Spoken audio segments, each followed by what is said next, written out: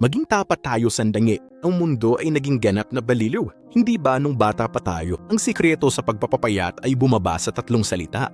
Sa halip na kumain ng tama, nagtuturok na lang ang mga tao sa kanilang tiyan ng mga gamot na para talaga sa mga diabetic. Para lang magkasya sa isang pares ng maong sa tag-init. Doon ba talaga tayo naroroon? Sa tingin ko ay hindi, at kung tulad ko, naniniwala ka na dapat mayroong mas matalinong landas, isa na gumagana sa iyong biology sa halip na umasa sa kimika. Kung gayon ay nasa tamang lugar ka. Dahil 79% ng mga taong gustong magbawas ng timbang ay ganap na hindi nauunawaan ang punto. Nagka-calorie counting sila hanggang mabaliw o magkasakit, pero baliwala ang halata.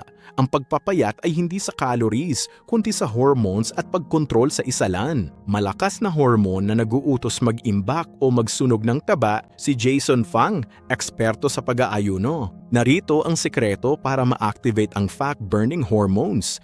Isipin mo, mayroong kang 200,000 o 300,000 calories na imbak na taba sa katawan. Malaking imbak na lakas, kaya di mo ito ma-access dahil di pagising ang tamang hormones. Nilak ng katawan mo ang ligtas. Simulan natin sa unang hormone, ang palakas ng kabusugan. Alam mo ba, ang katawan mo ay may natural na Ozempic, libre at walang side effects. Ito ay tinatawag na GLP-1, iyon mismo ang hormone. Ginagaya ng itong mga bagong blockbuster na gamot. Pero katawan mo ang gumagawa nito.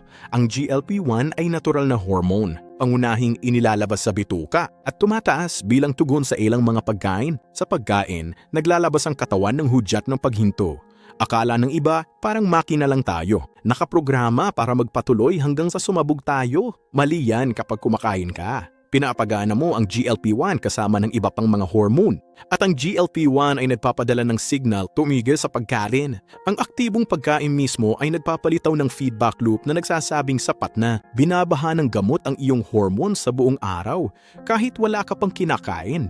Kaya sabi ng mga gumagamit nito na di na sila nagugutom. Para gumana ito, kumain ng pagkaing may fiber tulad ng beans, pagkaing may protina, oats at chia seeds. Tulad ng whey o sariwang isda, ang mga fermented foods ay sinesanyasa ng iyong utak na busog ka na para hindi ka kumain ng sobra. Lahat ng walang kahit isang karayom. Ngunit ang GLP-1 ay simula pa lamang. May pares na hormone na mas direktang gumagalaw para mabusog ng ilang oras. Hormone 2 at 3 ang duo ng busog. Bakit ka busog ng 6 na oras sa isang kainan? Habang ang isa ay nagugutom ka uli kada oras, depende sa kung paano binabasa ng iyong katawan ng volume. Taba at protina, hindi lamang calories. Pag kumain, stretch receptors sa tiyan mo ay nag-a-activate. Pag busog na ang tiyan, nagsisinalito sa utak na huminto, lalo na kung mataas sa protina. Nailalabas ang hormone na peptide YY na nagpapabusog sa iyo. Pag kumain ng taba, nailalabas din ang cholecystokinin na nagsasabi rin sa iyo na huminto. Ang mga hormone na ito ay napakalakas.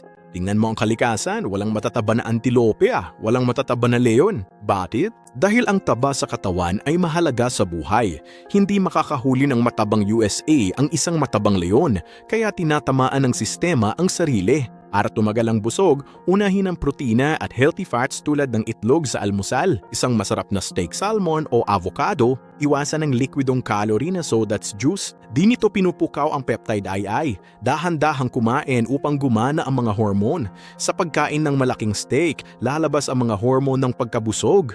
Posibleng hindi ka na magutom sa buong araw at natural na nababawasan ang iyong gana nang hindi nagbibilang ng calorie. Busog ka, pero paano ang taba? May hormone na inilalabas ang iyong fat cells para sabihing tumigil ka na sa pagkain. Ang problema ay hindi na nakikinig ang katawan mo. Yan ang pang-apat na hormone, thermostat na nagsususunog ng tabara. Kung ang fat cells ay naglalabas ng hormone para tumigil kumain, bakit marami pa ring labis kumain? Ang leptin, hormone mula sa taba pampawala ng gana.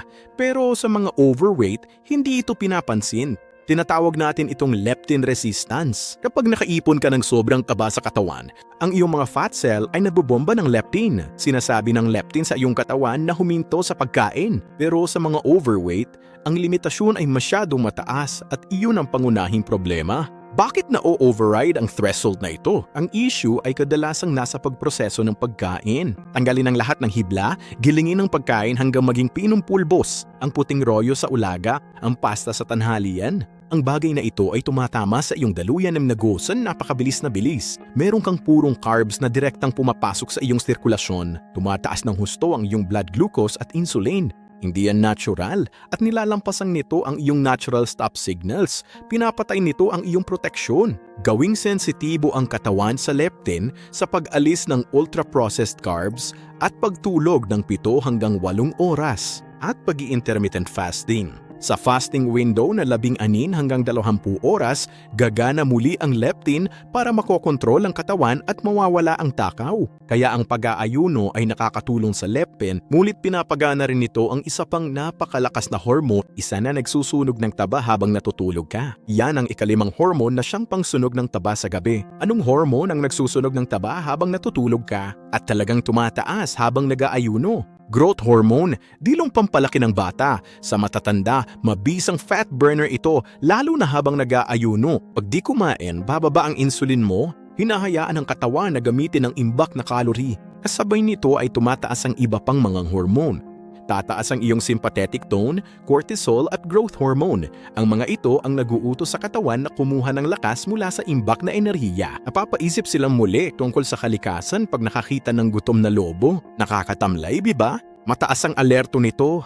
Mas mabangi sa ibang lobo kumpara sa leyong busog na. Gusto lang humiga at tunawin ng leyon na iyon. Wala itong enerhiya. Pataasin ang growth hormone sa mahimbing na tulog, 16 hanggang 18 oras na pag-aayuno at regular na strength training.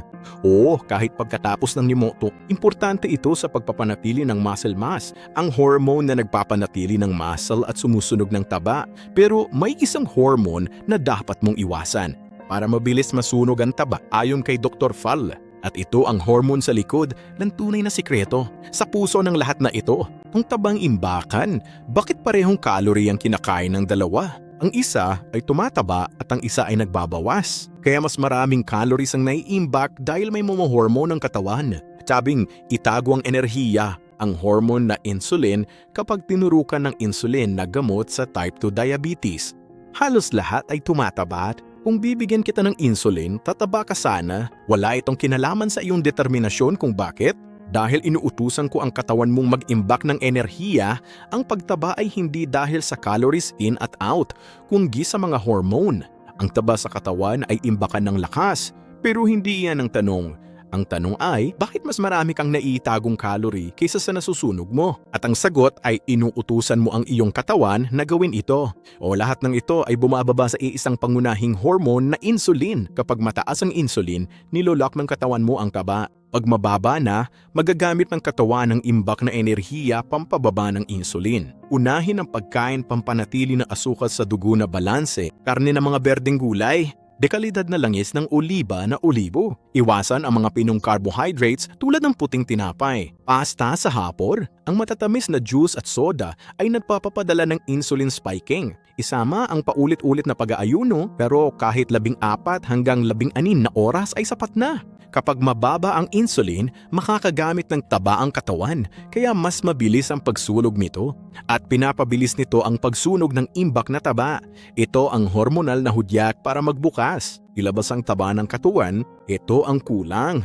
Bakit kaya di masunog ang taba? May 200 hanggang 300,000 calories na taba doon.